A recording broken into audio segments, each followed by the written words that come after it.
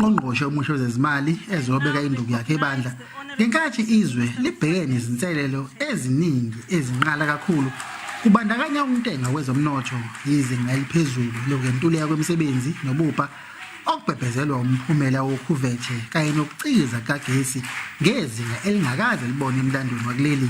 On many occasions, when faced with extreme difficulties, we have always managed to emerge even stronger. uGodongwana uthe iningi lemali ezochithwa uhulumeni kuleminyaka emithathu ezayo izoya kwenzela ngcono ukulethwa kwezidingo nqangi zomphakathi kanye nokulwa nobupha. Overall, the South African government is acknowledged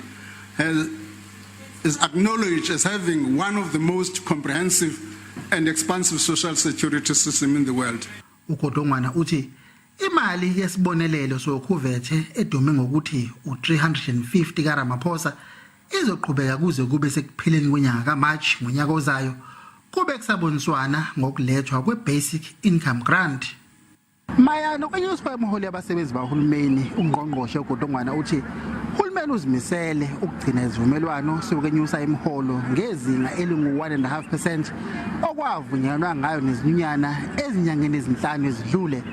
Kodwa namanje akakasho ukuthi leyo mali izokhokhwa nini. There's a wage agreement, they must honor it. It can't be delayed. The minute the government starts delaying it, it just clouds the collective bargaining. It undermines workers' confidence in signing agreements with government. And bearing in mind that the 2020 wage agreement, government walked away from it unilaterally. Ungqongqoshe uGodongwana akafunanga ukuphawula mayelana nezixoxo ezintsha zamaholo kwahulumeni okulendeleke ukuthi ziqale maduzane. Mbongeni Muthwa, SABC eParliamente. Kanti amaqela ezopolitiko nawo aphawule ngalentetho yohlahlo lwabiwo-mali yesiqingatha sonyaka. The issue of economic growth, which is up at 5%, is encouraging.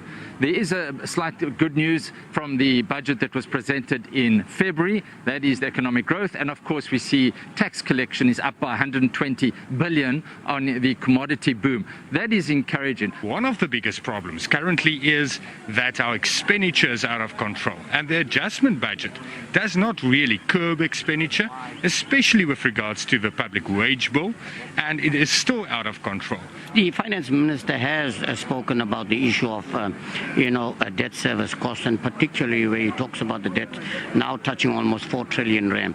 However, he has not convinced us that there's any mechanisms he's intending to put in place to reduce such debt service costs, and we can only see it increasing. He's cut from the same austerity cloth as his predecessors, such as Tito Mboweni, and that even when he was internally leading economic transformation in the ANC, he could never come up with a sophisticated policy to create employment and to grow our economy. So they are over-reliance on direct foreign investment. They have an over-reliance on private investment and privatization because they have a naive assumption that the private sector is less corrupt than the public sector, which is not based on any objective reality. So we are not surprised by the mid-term budget that has been delivered today because we expected that they have a policy posture of over-reliance on investment where there's been no verifiable evidence that the private sector has the interests of this economy at heart. Rather, it is more committed to making profit than anything else.